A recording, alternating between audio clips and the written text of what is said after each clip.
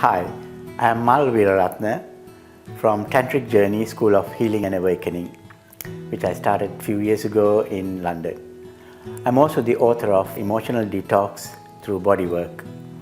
I have treated over 3,500 clients over the last 20 years, and I really like to share the knowledge and experience that I have with anybody who like to help other people to solve their emotional, physical and spiritual problems that they have due to past and past emotional problems which are stagnant in the body, not in the mind. It is extremely powerful and also it produces amazing results.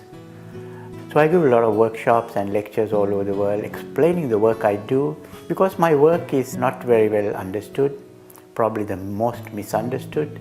And I like to share this knowledge to show how easy it is done. It's only 3 keys that involve with my work: breath, sound and body movement.